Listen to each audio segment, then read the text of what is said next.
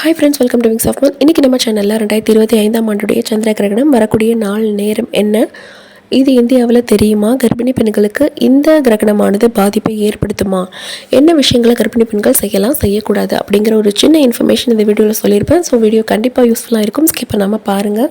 இந்த கிரகணமானது பார்த்திங்கன்னா மார்ச் 14 வெள்ளிக்கிழமை காலை 9:27க்கு தொடங்கி மாலை 3:03க்கு முடிவடையுது. கிட்டத்தட்ட 6 மணி நேரத்துக்கு இந்த கிரகணம் நீடிக்குது.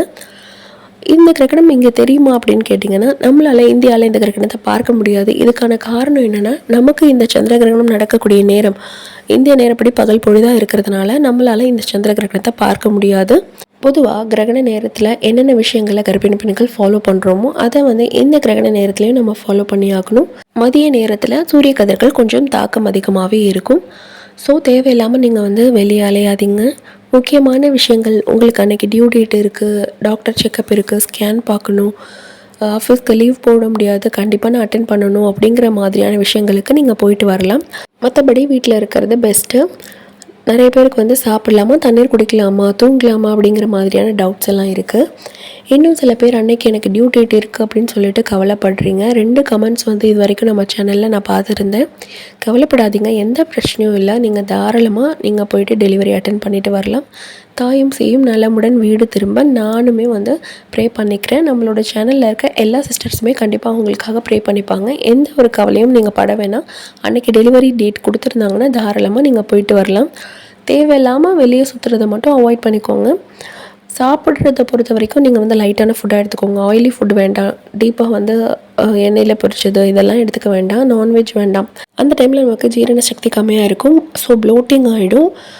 இதனால தான் நம்ம லைட்டான ஃபுட்டாக எடுத்துக்கணும் அப்படின்னு சொல்கிறோம். தண்ணீர் நீங்கள் தாராளமாக குடிக்கலாம்.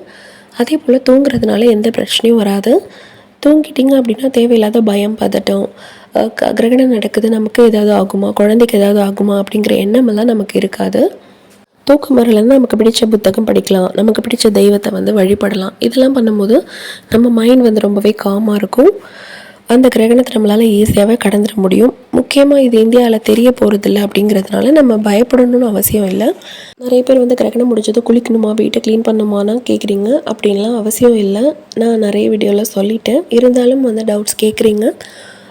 கண்டிப்பாக கிரகணம் முடிஞ்சது குளிக்கணுமான்னு கேட்டிங்கன்னா குளிக்கணும்னு அவசியம் இல்லை. நீங்கள் வீட்டில் இருக்கும்போது உங்களோட ரொட்டீனில் நீங்கள் எப்போ குளிப்பீங்களோ அதை ஃபாலோ பண்ணிக்கோங்க. வெளியே போயிட்டீங்க, ரொம்ப நேரம் நான் எக்ஸ்போஸ் ஆகிட்டு வந்துட்டேன் சிஸ்டர் அப்படின்னா நீங்கள் தாராளமாக வீட்டுக்கு வந்ததுக்கப்புறம் குளிக்கிறது பெட்டர். டிவி, லேப்டாப், மொபைல் இதெல்லாம் யூஸ் பண்ணலாமான்னு கேட்குறீங்க. டிவி பிரச்சனை இல்லை. லேப்டாப், மொபைலெல்லாம் அதிகமாக ப்ரெக்னென்சி டைமில் யூஸ் பண்ணக்கூடாது. முக்கியமாக கிரகண நேரத்தில் அந்தளவுக்கு யூஸ் பண்ண வேண்டாம். முக்கியமான கால்ஸ் வந்தால் மட்டும் அட்டென்ட் பண்ணுங்கள். மற்றபடி தேவையில்லாமல் யூஸ் பண்ண வேண்டாம். வீட்டுக்கு வெளியில் பாத்ரூம், டாய்லெட் இருக்குது, நான் போய்ட்டு யூஸ் பண்ணலாமா அப்படின்னுலாம் கேட்குறீங்க. தாராளமாக நீங்கள் போய்ட்டு யூஸ் பண்ணலாம். 6 மணி நேரத்துக்கு இந்த மாதிரி யூரின் மோஷனில் நம்ம ஹோல்டு பண்ணக்கூடாது. ஸோ கண்டிப்பாக நீங்கள் போயிட்டு யூஸ் பண்ணிவிட்டு வரலாம். அதனால் எந்த பிரச்சனையும் வராது. ஷார்ப்பான பொருட்களை ஹேண்டில் பண்ணக்கூடாதுன்னு சொல்லுவாங்க. அது அந்த டைமில் நமக்கு புவியீர்ப்பு சக்தியில் பயங்கரமான டிஃப்ரென்ஸ் இருக்கும். நம்ம கேர்லெஸ்ஸாக ஹேண்டில் பண்ணால் கை கால்லாம் கட் பண்ணிப்போம். அப்படிங்கிறதுனால தான் ஷார்ப்பான பொருட்களை ஹேண்டில் பண்ணாதீங்க, நகை வெட்டி கூட யூஸ் பண்ணாதீங்கன்னுலாம் சொல்லுவாங்க. மற்றபடி எந்த பிரச்சனையும் இல்லை.